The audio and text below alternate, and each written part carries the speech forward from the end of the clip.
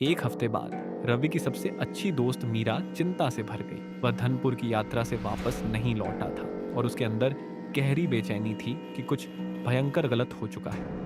उसके पास कोई और चारा नहीं था, इसलिए उसने खुद उसे खोजने का फैसला किया। एक बैग और रवि की आखिरी झात लोकेशन के साथ वह उस श्रापित गांव में प्रवेश कर गई। हवा भारी लग रही थी, जैसे उसमें कोई अनदेखी शक्ति समाई हो, जिससे सांस लेना भी मुश्किल हो रहा था। जैसे जैसे वह आगे बढ़ी, उसने मिट्टी में पड़ा रवि का कैमरा देखा, जिसकी स्क्रीन चटकी हुई थी।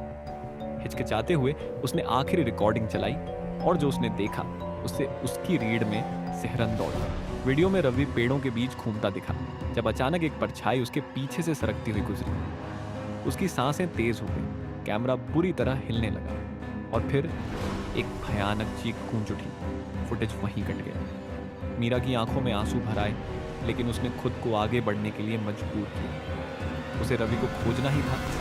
बेतहाशा खोजते हुए उसे एक सुनसान झोपड़ी के अंदर एक पुरानी धूल भरी डायरी मिली। उसके पन्ने कांपते हुए हाथों से लिखे गए अस्पष्ट शब्दों से भरे थे। गांव पर एक बूढ़ी चुड़ैल का श्राप। उसने हमें चेतावनी दी थी, लेकिन हमने नहीं सुनी। अब ये पेड़ हमारे पाप फुसफुसाते हैं और हम यहाँ हमेशा के लिए फंस चुके हैं। जैसे ही उसने आखिरी शब्द पढ़ा, दरवाजा जोरदार आवाज के साथ बंद हो गया।